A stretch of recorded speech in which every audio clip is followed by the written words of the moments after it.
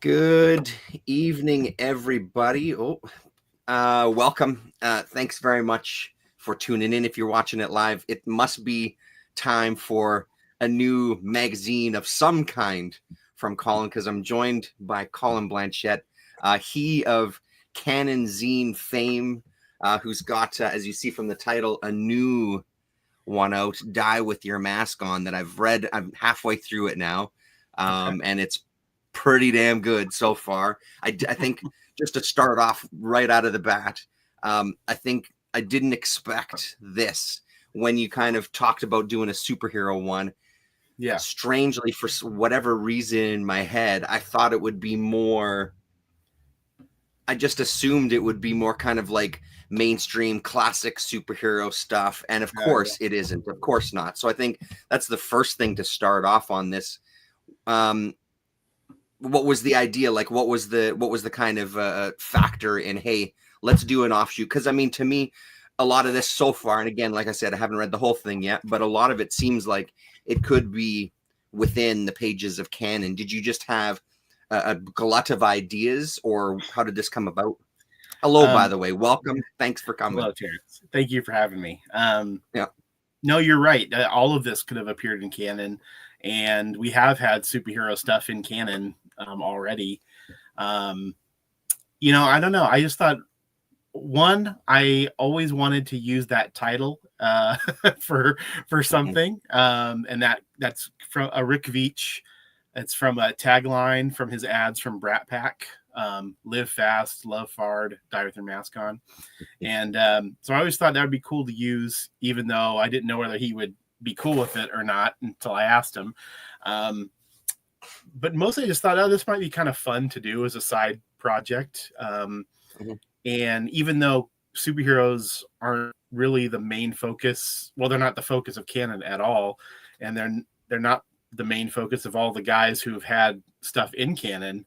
I think all of us at least like them somewhat, most of us grew up on them, or, have read in there. I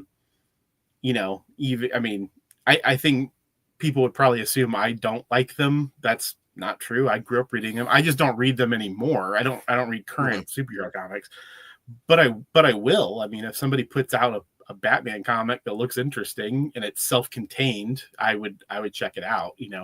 I'm just not interested in continuity and crossovers and all that stuff. But I have affection for the stuff I read when I was young, and I think there's a lot of good stuff out there. And also, I just kind of wanted to do something that was a little, using the word weird is probably not the right word, but just sort of oddball superhero comics, or odd takes on superhero comics. Because obviously, like a company like Tomorrow's, they put out magazines about superhero comics from a little more of us just sort of straightforward fanish perspective, and that's not denigrating them. I like Tomorrow's and I read some of their magazines, but I kind of wanted to sniff around the edges, and I just thought, man, maybe some of these guys who are doing stuff for canon will have just different takes on stuff, and they want to talk about under discussed things, which of course is always true. Like, if I ask someone, what do you want to do? I'm always surprised with whatever anybody says. And people have great ideas, and nobody wants to write about like the most popular thing. No one's ever going to be like, I want to write about the death of Superman. Like that's the last thing anyone's going to pitch. They all want to write about whatever weird shit they're into that other people aren't. Or just like maybe it would be Batman, but it'll be some run of Batman that was for 6 issues 40 years ago, So, and frankly, I wanted to talk to Rick Veitch, and this was kind of like an excuse for me to grow a pair and reach out and try to do it. And he's sort of like the godhead of this thing. Like he really embodies kind of what I had in mind. Not that anything else we do in this will necessarily be like Rick Veitch, but just this sort of like, he takes them seriously, but he does it his own way. His stuff's just different from anybody else. And that's just kind of stuff I was interested in. And also, I don't want to talk about this on the video, on the stream tonight, but we have an idea for something we want to do in a couple issues. It's kind of a special issue, and to be honest, a lot of it's leading up to us doing that. So we're going to do issue 1, which you have, issue 2, which is like 2/3 of the way done, and then we'll do a big third issue. So we have kind of an event coming. If you're kind enough to have me on to talk about number 2, we'll talk about number 3. Yeah, no, for sure. Yeah, let's do it. Yeah.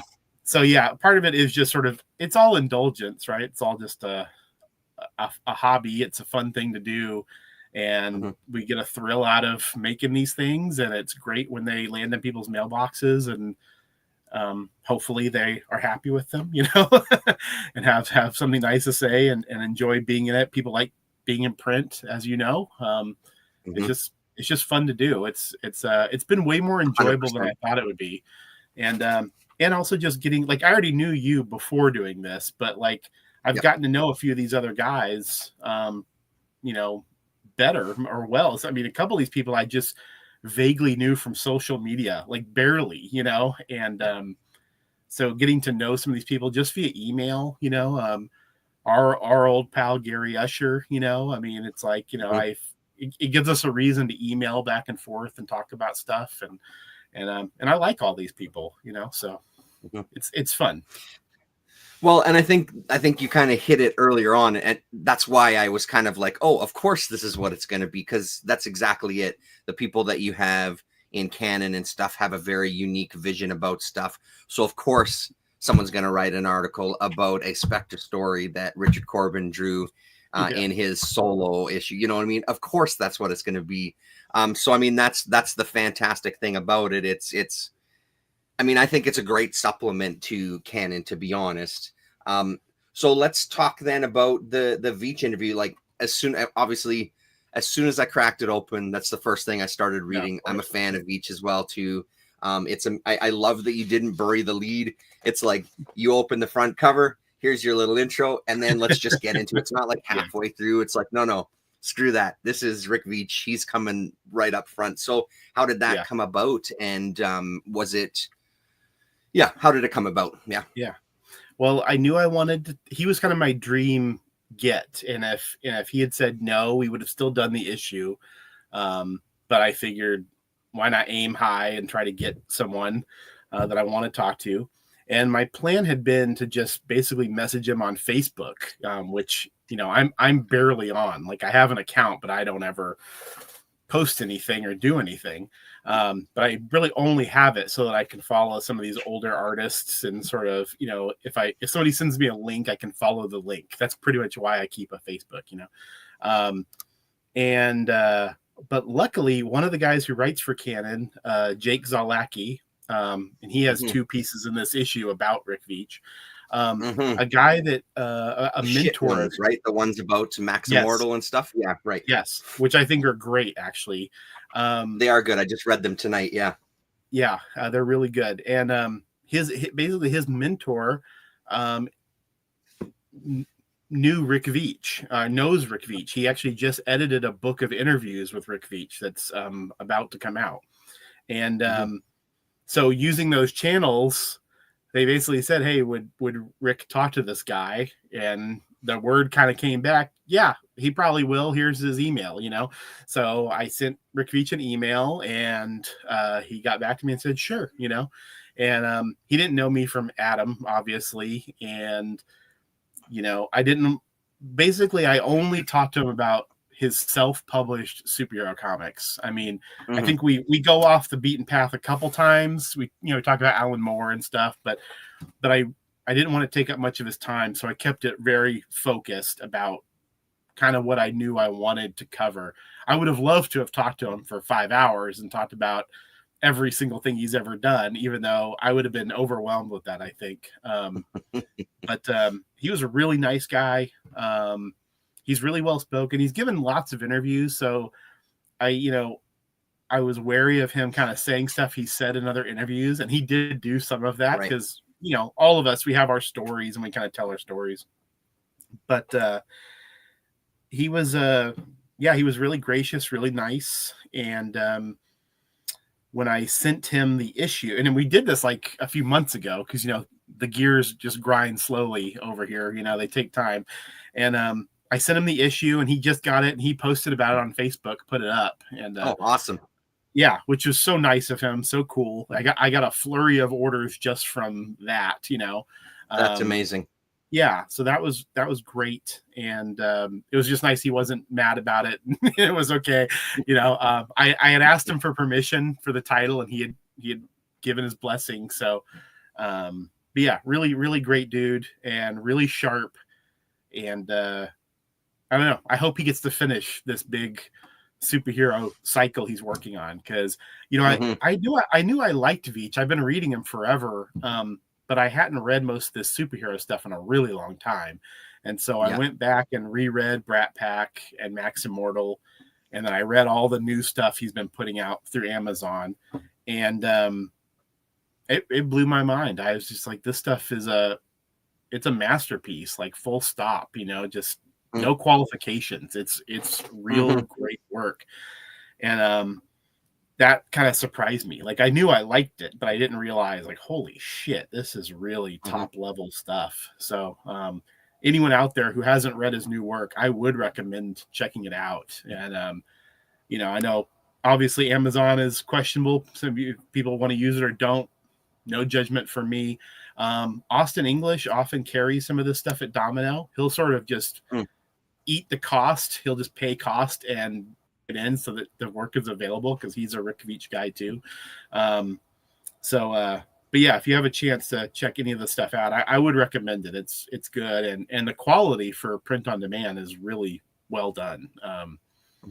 He's for an older guy, he's very tech savvy, and I think he puts out pretty hefty packages. Like, each issue is like 100 pages, and he loads them up with like extra material and, you know, essays and old stories that haven't been reprinted, things like that. So, but yeah, anyway, that was it. And I knew I wanted to have a couple of other pieces on him, and Jake Zalacki had actually written one, I think it was a coincidence. And then he had mentioned another one, and I said, well, why don't you just give them both to me, and we'll put them in this first issue.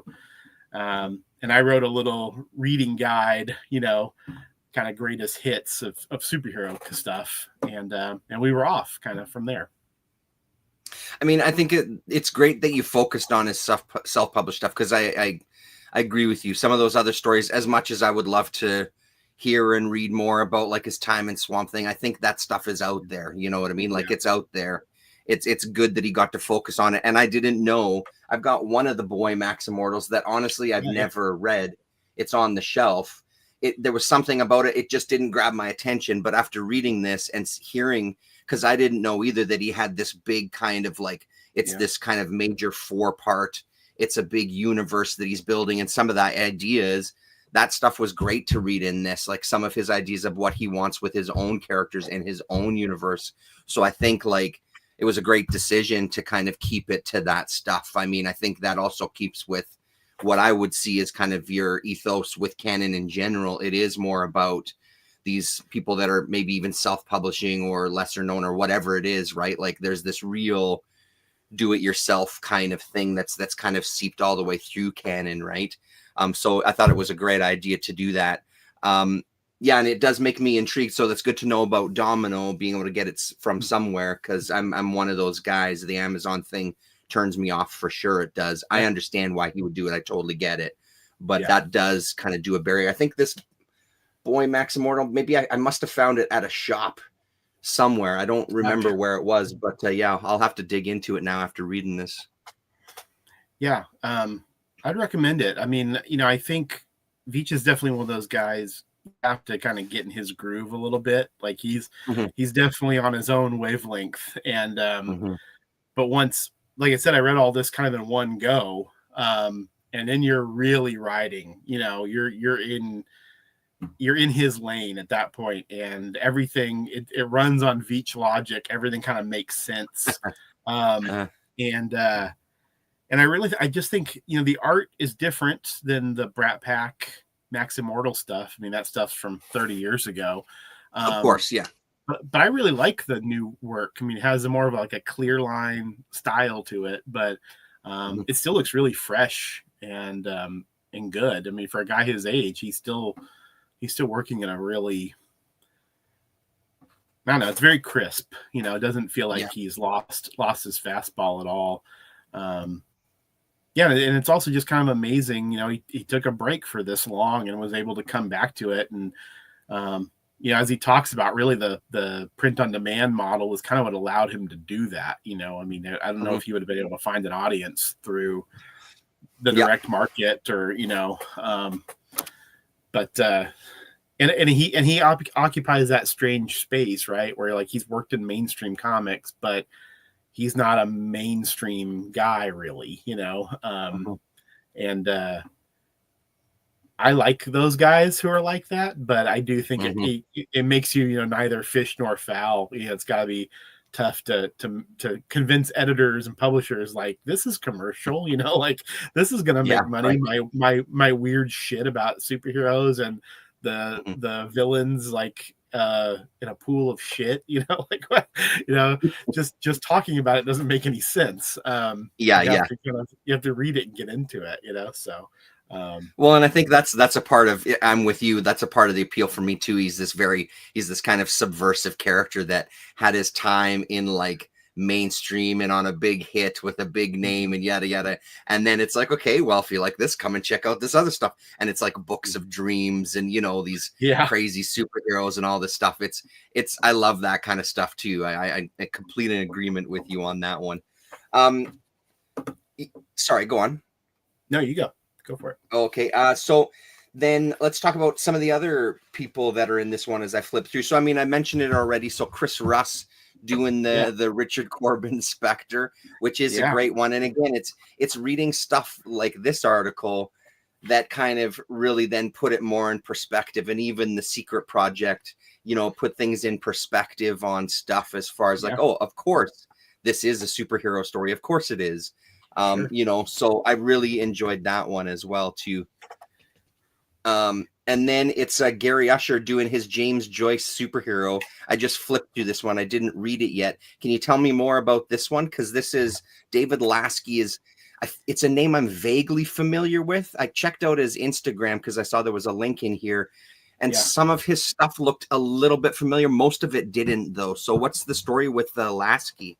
Well, so first off, this is the one. Obviously, we were very excited about Rick Veitch, but this Gary Usher article, I was so excited about once we got working on it. And when I first got it from Gary, I thought, how are we going to turn this into anything? Because he really, you know, has a little bit of writing, and then it's like he's kind of breaking down these page by page similarities, right? Which I'll get to in just a second. So anyway, the whole process of putting it together, like Alex and I were really excited about it, but then we were also really racking our brains trying to figure out a way to make it work the right way. So David Lasky is an alternative comics cartoonist. He's a Seattle guy. He actually still lives in Seattle. And in the 90s, he had his own one-man anthology called Boom Boom, right? And it ran for 4 issues. And otherwise, he appeared in anthologies, you know, the usual alternative comics story. Well, in Boom Boom number 2, he combined 2 preoccupations. One was Jack Kirby, who was on the minds of everybody all the time, and James Joyce, who for some reason he was very fascinated with and was reading the biography of James Joyce and reading James Joyce. And then Kirby, and he had the idea, oh, I should do a comic where I do nothing but homages to Kirby or whatever, right? But I think it was just a vague idea he threw out at a gathering of cartoonists. And he tells this in here, I'll go ahead and say it, but he got a call from Ed Brubaker, who at that time was also a Seattle cartoonist, you know, and he said, Jack Kirby just passed away, you know, and he says, now you have to do your Kirby idea, you know, so so he did it. And he basically, in the course of, I think it's 26 pages, he tells James Joyce's life story, and each page is a panel for panel homage to a page from the origins of Marvel Comics. You know, the old book from the 70s by Stan Lee. Yes. And we just would pick out particular panels, but each page, the entire page layout is the same, right? But of course, telling completely different stories. Like he's using a page from Hulk #1, and then also telling a story. You know, James Joyce is in a room with some guys getting drunk, or, you know, I mean, that kind of thing. It's just a completely different thing, and it's really ingenious that he did this. And Gary Usher, this is what he pitched to me. Remember when I said I never know what people are going to say? This was what he came to me with, and I was like, I know who David Lasky is, but I had never read this comic, and I said, well, that sounds interesting. Let's see what that is, and I was so worried we're going to have to reprint so much of his art that I said, well, we should reach out to David Lasky and ask for some permission here, because I don't want to just go, you know, reprinting his whole comic. So, and Lasky was cautious, but he was very nice and supportive, you know. He said, yeah, go ahead. And as long as I can look at it before it's done, you know. And so we did this, and we pretty much just followed what Gary had picked out. He had picked out basically a striking image or sequence from each page to show how they were paired up. And even the cover, the Boom Boom #2 cover. I'm terrible at this. You know, that one right there. It's altered a little bit, but it's basically an OMAC #1 cover. You know, which doesn't go in with the Marvel thing, but it is a Kirby thing. Right. Yeah. Because on the cover of OMAC #1, a guy is throwing a cube, you know. That's right. Yes. But actually, yes. So yeah, but some of these, I don't know. I just found the whole thing ingenious. I thought it was really fun. I thought this is something no one's going to have heard of. And what was really funny is while we were putting this together, some guy put up a YouTube video talking about Boom Boom #2. And I said, motherfucker, you know. And luckily he seemed to kind of barely know what it was, and he was way more interested in James Joyce. He wasn't interested in the comic part. He just thought it was a novelty that some cartoonist had done this, so he was showing it. So I was like, that was pretty interesting that popped up, you know. But I still thought, well, ours is gonna be more in depth, and Gary did all this work, you know, on it. So anyway, but this sort of shit right here is exactly what I want, you know, like random shit from the outer edges of things. And that's not to take anything away from David Lasky. It's just, it's a 30-year-old comic, you know. It's a 30-year-old alternative comic. And there are probably a bunch of people who read this in 1994 and then haven't thought about it in 30 years, you know. But the amount of work he put into this thing's incredible. And so, kudos to Gary for thinking of this in the first place, and then digging it out, doing the work. He contacted David Lasky and asked him questions.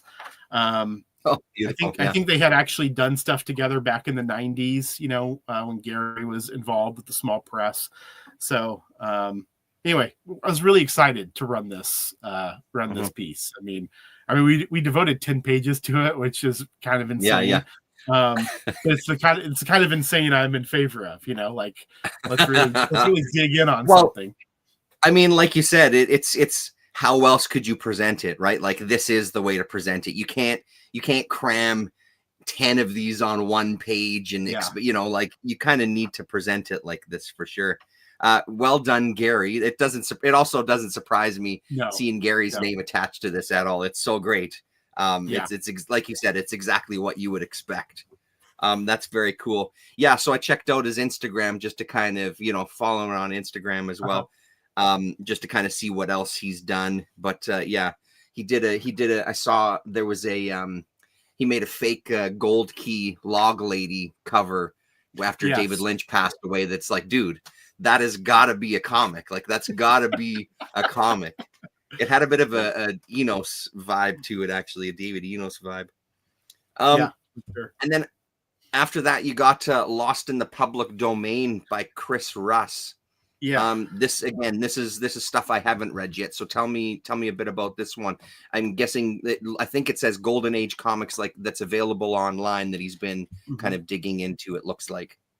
Yeah, and he credits you used to follow Ken Peril, right? On when he was on Twitter. He was always I'm sure I did. posting. Yes, I did. Yes. I'm Yeah, sure yeah, you yeah, did. yeah. And Yeah. he's abandoned Twitter. I think he went to Blue Sky finally after just sort of Like giving so up on many. Twitter. RIP. Yeah. Exactly. And I can't say I blame him, even though I'm still there Yeah. on the health site, you know, like Yeah. you are, you know. Yeah. But he credits Ken Peril for really encouraging, or for being a inspiring this, you know, him going and finding some of these old comics, because Ken Peril was always posting these random images from Golden Age comics, lots of weird covers, weird panels, and I have to say he was kind of he really opened my eyes too. You know, my whole life I've thought the Golden Age stuff was kind of dumb, hokey, raw, you know, like undeveloped, just sort of amateur hour stuff. Because often when we would see reprints, it was because it was a character, right? It was like, oh, here's an early DC superhero comic, and it would look like shit, kind of, you know. I mean, no offense to anyone involved, but it was being reprinted because it was like the Golden Age Atom or something, you know, it was a character they wanted to keep around. And in the last few years, it's really become apparent that there was so much good shit out there in the 40s, and it's all just kind of gone under the radar because it's not attached to IP, and things are going to get reprinted constantly. But there were lots of really talented artists working. I mean, I'm sure most of the stories are still pretty stupid, and they're aimed towards, you know, 6-year-olds, you know, but but lots of fantastic cartooning, lots of great artists, lots of really skilled artists. Like, and that honestly, was a revelation. Stunning cartooning. I mean, even just looking at this one here, like this page is incredible. It looks incredible. Sorry, go ahead. No, it's great. I mean, and I hadn't heard of any of these people he posted about, or he wrote about here, and he did 4 of these comics. And these are all on a site called comicbookplus.com, which is all just public domain stuff that people put up. So anybody can go read this stuff. And I guess this is something that Chris Russ just likes to do. He digs around and, you know, is looking for just kind of cool things to look at, cool things to find out about. I mean, the one on the next page, Terrence, the El Rayo Fantasma. Amazing. Yeah, it's a Spanish comic, but look how great that looks. Holy shit, you know? If that came out even just now, you'd be like, I gotta buy stuff. It doesn't look like it. I don't, like you said, I don't associate an image like that with Golden Age stuff. You're again nailing it. Like, I associate like these superheroes, this is where they started. I don't associate it with this kind of thing. That looks, it's an incredible image, man. It's really, really cool. Yeah, it's wild when you see, you know, some of these people just post. Not, it isn't just Ken Peril. He's a guy I think of, but other people do it too. But you'll see some funny animal comic, you know, from 1948, and the cover is drop dead gorgeous, and you just can't even believe that some guy you've never heard of, you know, who probably went on to work in advertising or something afterwards, or worked in Hollywood or something. And it's like these beautiful covers devoted to comics you've never heard of, and it'll always be like Tip Top number 94. You're like, what the fuck? There's a whole, I mean, you and I know this because we dig in boxes, but it's amazing how much is out there that we've never heard of, that we'll never hear of, you know. And so yeah, once again, this is just another one of those kind of veins that it's nice. It's nice to be mined a little bit and kind of see some more stuff, you know.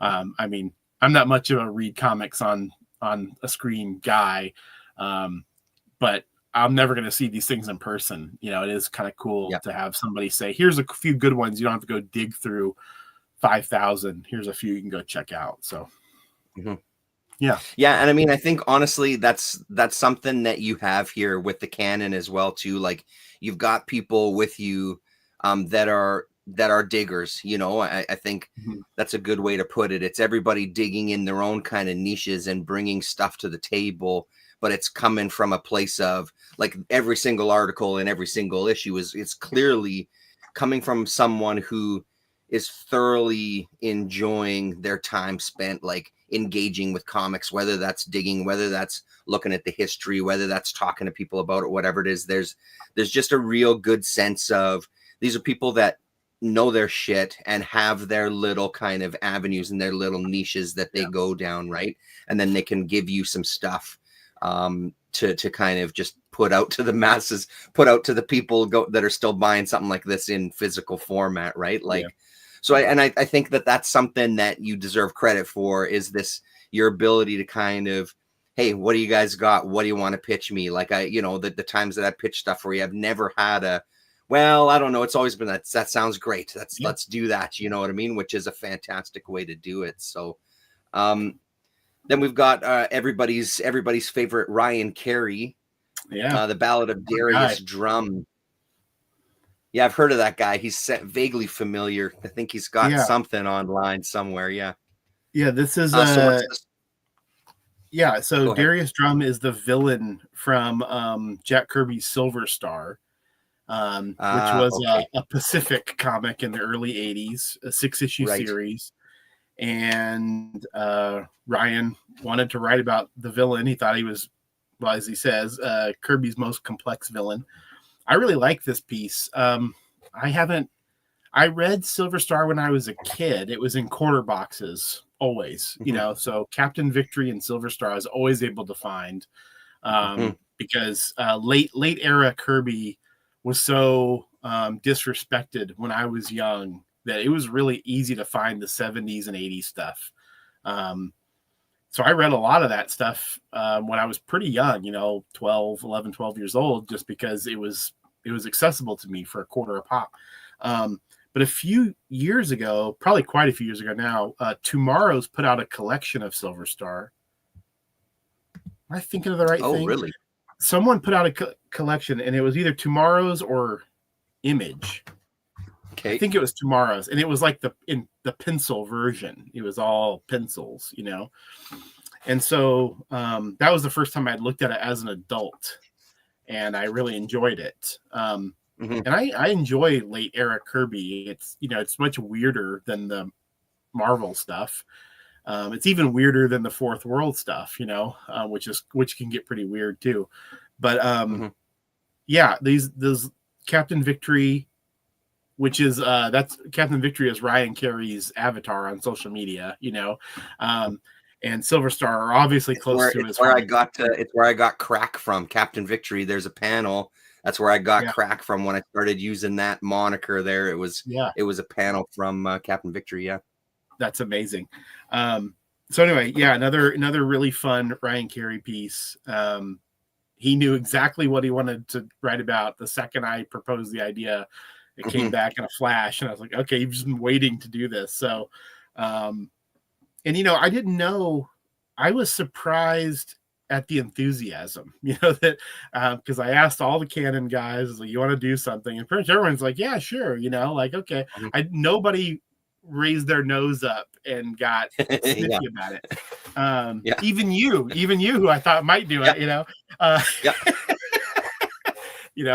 just shit the bed on mine, but yes, I was all in for sure. Absolutely. Yeah. So, but I didn't know if anybody would push back on it at all. But no, everybody was very enthusiastic about it, which to me says there might be kind of a little wedge here of people who take these comics seriously, even though like no one's going to mistake anything in this comic with like Mouse, I mean? Like we're not necessarily saying, this is the tip top of the medium here, but there's still a lot of great artists who worked on stuff at the very least. And there are a lot of fun comics and a lot of interesting comics that have superheroes in them. So, and I'm not surprised. I mean, Ryan Carey as a guy who's written a ton about all kinds of comics, but he told me once he had spilled more digital ink writing about Kirby than anyone else. So, so I wasn't surprised that he pitched a Kirby thing right away. And there's going to be a thing in issue 2 about a random Steve Ditko comic too. So, we'll still have the the echelon will be covered, but it'll Yeah, be yeah, it'll be the off the beaten path stuff. It won't just be yeah, like right. Kirby Fantastic Four, which you can read about 100 other places. I mean, it's going to be like, let's go explore some of the stuff they did off to the side. Mm-hmm. So speaking of shit the bed, I'm glad that Brad Curry did a job here on Sure. Bernie Moreau. So that Mm-hmm. was what I had pitched. I had tried to reach out and talk to Bernie, and then unfortunately heard a few days later or a week later. I can't remember but it was a short time afterwards that he had passed away. Yeah. So I was intending, because I've got all the jam, I've read all the jam. I kind of dug into some Bernie Moreau, Mackenzie Queen and things, and just kind of rediscovered his stuff that I know that I'd seen earlier on and really didn't pay it any attention. And to my own detriment, because it's all incredible stuff. I mean, I just didn't have my shit together to get it done. So I'm glad to see Brad Curry put together a piece on Bernie here right at the back of this first issue, which is fantastic. So tell me about this one. Well, it's very brief. It's just that one page you just showed. Yep. It's more, I think, about I guess it's as much about Brad's sort of relationship to reading Bernie Moreau. I think he's a guy that, like you, he had liked. I liked Bernie Moreau. I mean, he's one of these guys who never was successful, but his comics seemed to find their ways into hands of people who didn't know they were looking for them. I wasn't never looking for the jam when I was younger, but I think it was in quarter bins, and it came my way. And after you sample something by him, then you keep your eyes peeled for more things. Like I also have read Mackenzie Queen, and there can't be too many people outside of you and I who have read it, in the last 20 years, probably, certainly before certainly before he passed. I mean, there's got to be very few people. And I think we did that independently. You found it on your own. I also found it on my own. I have the trade. I found the trade in a used bookstore somewhere. Amazing. That's amazing. So it was just, and it was a random, I recognize this name. That's it. But yeah, I think the Jam is a really interesting comic. There's really nothing else kind of like it. I mean, people kind of, I think, tried to talk about, like, because he did a crossover with Madman at one point, and I think they were like, oh well, they kind of, but not really. Like, Madman's wackier and kind of, the Jam almost has this like kind of melancholy to it, even though it really 100%. Yeah. And it's a Tundra comic. I mean, it was published by Tundra. That immediately puts it on my radar. To be like, this thing Kevin Eastman was putting out money to pay for this thing that no one was going to buy, So yeah, and obviously the offer still stands. You ever want to write about the Jam, go for it. I mean, you can't have too many of them, frankly. I don't think, I think every person's going to bring their own perspective to it. It's not, and obviously Brad just wrote a little one pager, and it was more something he asked me about it, but I was like, yeah, I'd love to have that in there since he just passed away. Let's put it in the first issue, But no, he's another one that kind of embodies a lot of what I was thinking about with this zine, which is, it's a superhero comic, but it's definitely personal expression. It's definitely odd in a way that's hard to pin down, right? It's not like you can just go like Madman. It's like, it's wacky, and not to insult Madman. I read that too when it was first coming out, but it's something that kind of, it wore out its welcome with me. Whereas I would have loved to have seen Bernie Moreau do the Jam for like 100 issues and see where that went. It would have been very interesting to see him able to follow his interests for a long time. Totally. I mean, it's really something. Like, I think that it was always something that there was something about the style when I had, because I mean, especially being Canadian, you always hear about Canadian cartoonists. It's something that just happens. And there was just something about it where there was something, it just didn't kind of pull me in, the art style. But now Yeah. at this stage, it 100% pulls me in. And I look back at that guy, like, what the fuck are you talking about? You should have given it a chance, because it's so much more than that. Like, it really is just quality. And especially when you look at how it started and where it ended, it's like two different books almost. It's a progression. Like, it's a guy working through some stuff, whether it's kind of just doing a superhero comic to try to get a superhero comic out there, but then there's these interpersonal relationships, and then it just kind of, the way that it evolves, it's such a good series. I was really, when I finally got my hands on all of the issues and sat and like I took my time a little bit, I didn't fire through them. It was just such an enjoyable read. And same with the Mackenzie Queen stuff. His humor is really great, because he has this real kind of silliness to him that makes its way on the page. But then it's like another panel where it's just serious and there's something heavy, like you said, like melancholic and stuff, right? It's amazing to me that some of these guys don't get more attention or didn't get more attention, because when you see something like that, it's just seeped in those pages that this is a guy who's got some fucking talent, you know, like that is doing something that's very much like a bunch of other things, but still very much its own thing. So yeah, I mean, yeah, it's great stuff. I'm so glad that that's in there. I'm really glad something made it. Yeah. And then at the back, I appreciate, even though I did shit the bed, it's nice to have the nice credit. I love the contributor credits and the bibliography and stuff. Like I said, I mean, Lasky was a great one to have in there, because that's something else that feels like it happens in every issue. There's always at least one name, sometimes more than that I was just unfamiliar with. So to have that to jump in is fantastic to hear some more. And then plans for issue number 2. Keith Giffen, Steve Ditko's The Destructor, which was that an Atlas one, The Destructor? It was. Yeah. Okay. Very good, Terrence. Very good. And then Sienkiewicz, Moon Knight is cool. Yeah. That'll be great. Ray Carcasis. Ray wasn't in this issue. No, he wasn't. Was he in this issue, first issue? So when I got the material, it would have been too big for one issue. I mean, I really debated, do I want to just put out one fat issue and get to our special project, or do I, or and I finally decided, you know, it'd probably make more sense just logistically and affordable printing. It'd be more affordable to just do it in 2 smaller ones, you know. And I'm glad we did, because this way we get 2 issues, and even though everyone's not in each issue, it's sort of just, you know, it'll allow the second issue to come out faster, because the second one is, you know, like I said, it's 2/3 of the way done already, you know. And so I'm excited about it. You know, this Keith Giffen spotlight, Brad Curry, he wrote this insane article on Keith Giffen's run on Supreme. You know, Supreme, the Rob Liefeld I know character. about it. I've never read it, but I know about it. Yeah.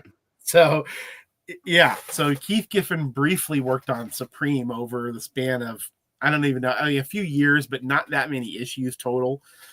And but yeah, Brad just dug in deep on this fucking thing. And you know, it's and once again, it's sort of crazy in a great way. I'm so happy to be running it.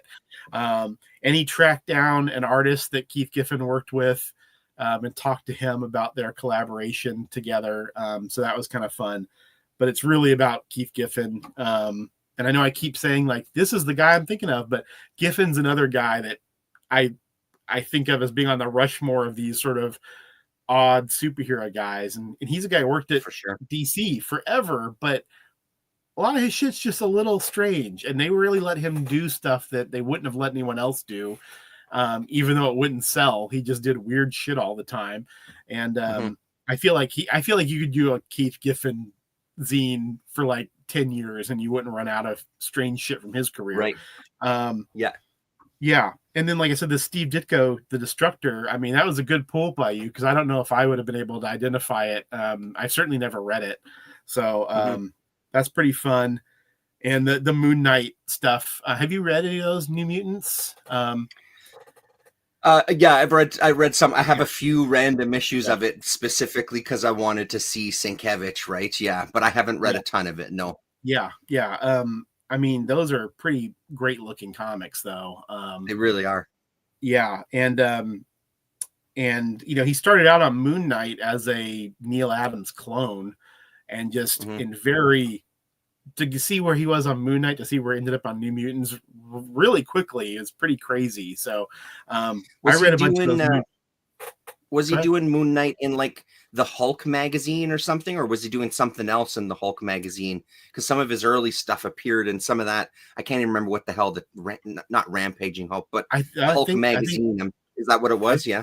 I think Rampaging Hulk's right. I think that would have been before Moon Knight, Okay. because Moon Knight was its own comic, and Yep. he had a decent run on it, you know, as a young artist, but he grew really quick, and that's what kind of Ray talks about in this article. Is like he starts off as like, okay, he draws like Neil Adams, and then he's getting more painterly and abstract and crazy as he goes along, and then ends up going and doing New Mutants, which I think kind of blew people's minds, you know. But the Moon Knight, that was another one of those comics I read a bunch of as a kid, because you could find them in quarter bins, you know, nobody wanted them. Yeah. So I never had a whole run or anything, but I definitely had a sampling of those issues, but I didn't know who the hell Bill Sienkiewicz was. I didn't know anything about it, you know. But definitely reading Ray's article, I was like, oh yeah, shit, I remember this run, and I remember Hmm. some of it, mostly the visuals more than any story.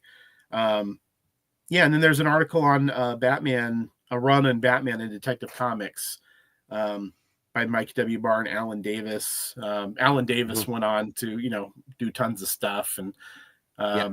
but Mike W. Barr, he's my favorite Batman writer. So when Jeremy Stone pitched that to me, I was like, yeah, I'd love to hear about that. Let's do it, you know. Hmm. Um, so Jeremy is a new addition, but he's a guy who follows both of us on YouTube. So if Oh he's not yeah. watching now, he'll be watching, I think, tomorrow. But thank you to Right. Jeremy for joining the club. Um, Yeah. Yeah. yeah. So Just to go back to the Moon Knight thing, I feel yeah, like it please. was a Howler Mouse or somebody on YouTube. It's one of those. Again, I haven't read, but there was someone showing off a bunch of the covers over his run, and even Yeah. just seeing the covers and seeing like again, it's one of those runs where it feels like there's an artist progression there because even on the Yeah. covers, some of them get. My memory is that some of them get very almost minimal and abstract, you know, and you see his growth through that as well too. It would be one to dig into a little more. I think I should see if I'm sure that stuff has been collected somewhere at some point. I I imagine. I I know they were put out in omnibuses, but they have to have Hmm. been put out in trades, right? I mean, Yeah. yeah, I honestly don't know. Um, you know, it's like a lot of things from when I was a kid. I think, oh, I could go get that, and then you realize, Hmm. oh, it's been 40 years, and now people actually charge money for things. Yeah, Yeah. Yeah. that's always a bummer, you know. Yeah. When you come to something late to the game, and you're like, damn, these prices are a little more than I was expecting. So, Yeah. what Right. do you Well, and do? then the realization that oh shit, this wasn't last week. Like you said, this was 40 fucking years ago. Yeah. This isn't something that just came out that I just missed. You know. Yeah, right.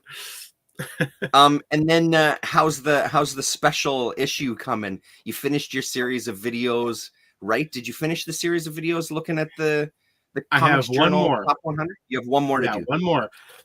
I'm gonna put that out. Actually, probably this thing came out, so like I was like, shit, I don't really like talking about this stuff in general. So it's like to talk about two things is even more Yeah, obnoxious. So I was like, well, let me yeah. talk about this for a few days. I just posted about it online. Uh-huh. And But next week I'm gonna put up the final one of the top 100, 1 through Mhm. 10, and I've actually recorded a few conversations about it, and I'm gonna release those kind of in, just every day or every other day. But I talked to Robert Boyd, who's one of the original list makers and longtime writer and editor in comics. I talked to the cartoonist Carl Stevens, who I Oh interviewed in yeah. Canon. but Yep. he's about my age, and he grew up reading the journal too. So he's someone I thought, and he's also very opinionated. So I figured he might have some things to say about the list, as he did. Mhm. I talked to Austin English, the co-editor of the print journal currently, and Yep. as you and everyone who watches your channel knows, the guy runs Domino Books. Mhm. And he also has lots of thoughts, and he was fun to talk to. I'd never talked to him, Awesome. on video before, so that was fun. And Eric Reynolds, the associate publisher at Fantagraphics, was kind enough to talk to me for a while. And he's interviewed in the issue, as is Robert Boyd. But, Eric and I just sort of talked a little bit about, the impact of the journal and kind of the feeling. One of the things, when I pitched this idea to talk about the top 100, several of the guys kind of were like, sure, I'll talk to you, but I don't know how much I remember, and I don't think people really thought, much of it. It's like, oh, here's this it was kind of a fun thing we did, and it made a good issue, but we haven't thought about it really forever. Right. And I haven't heard from everyone, but I have heard from, I think, 4 or 5 of the people I talked to, and all of them have been happy with the issue itself, but also happy that talking about it and reading this kind of reignited thinking about that era and them making the list and talking about the list. And as Eric said, how proud they were of it when it came out, and it wasn't, it wasn't just a regular issue of the journal. Like, they really tried to promote it, and they made a poster of the cover, and, just like they really tried to put it out there and say something. And Seth, got back to me. He wrote me a letter and kind of said, that it really put it into context for him too, to really think about what an important moment that was. That was a thrill for me, first of all, to get a letter from Seth, but also and it's a great letter. Yeah. And he was just very happy with it. And I mean, that put me over the moon. And how important that kind of thing was back then, that I think is hard for people now to kind of understand, now that comics are in bookstores, and, it's like, there's been a space carved out for adults to read comics. And I think people don't realize the battle that was being fought for years and years by these people, just grinding away and thinking nothing was ever going to come of it. I have a quote in the back of this thing, the very last kind of little essay I wrote. I have a quote from one of the old journal writers, a guy named R. Fiore, who might be like the best writer in the journal's history, certainly one of them. And I won't bore you with the whole quote, but he basically is like, this is a world we dreamed of. All of these lavishly printed reprints of classic material and European stuff, and just all these great comics for adults in like nice editions and taken seriously by people. He's like, we never thought this would actually happen. It's looking back years later, it's perplexing, like, how they got there, even though that's what they were all fighting for and trying to make happen.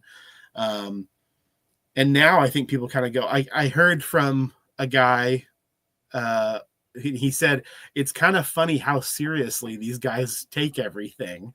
And I was like, yeah, it is. But I also like that. I like that sort of sincerity and passion. And it's like, yeah, it's not human rights, right? I mean, like, on the scale of things to be worried about, it's not the same as, taking care of children, or, like, preserving the environment. Like, it's not the same, but it's great to be passionate about art and to think about this stuff, and to fight for a world where serious art can be not only, enjoyed, but encouraged, and I do think we've almost lost sight of that. I think there's been so much backpatting in the last quarter century about,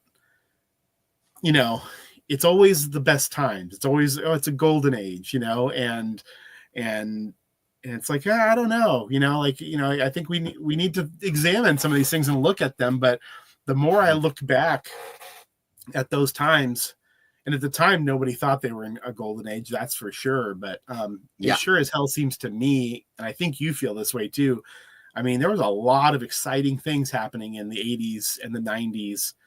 And I think the forest and the trees, it was tough for a lot of them to see how much good stuff was coming out, how exciting it was, because they were in the trenches just trying to make good work and publish good work. And, there's lots of great work today. Maybe there's more great work than ever, but one of the projects, I know I'm rambling. I apologize. One more point. Yep, but I do not have a mission statement with Canon. I didn't start with, as you know, because you're one of the very first people I talked to about this. The mission statement was, want to put out a zine, and if it's not awful, maybe I'll do it again, but maybe I won't. Right. That was it. It was really just to make a zine. That's all. I had no ambition.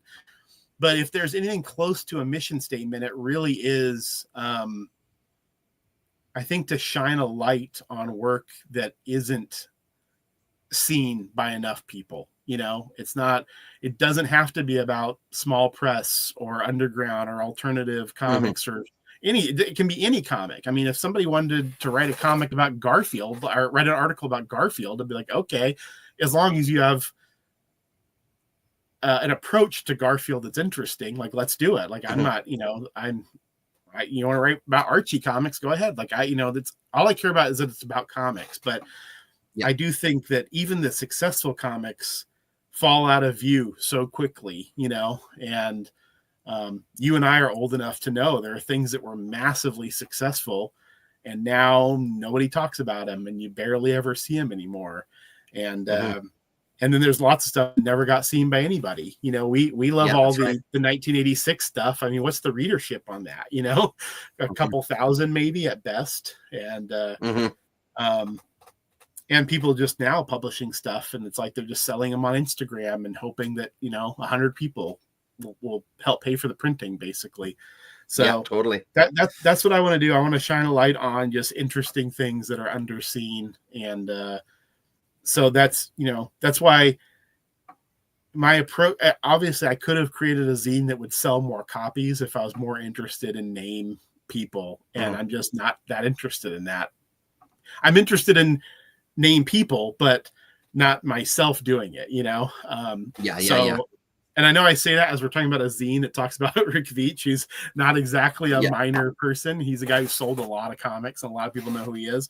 But I also feel like it's about his self-published stuff. It's about his stuff that he's really been passionate about.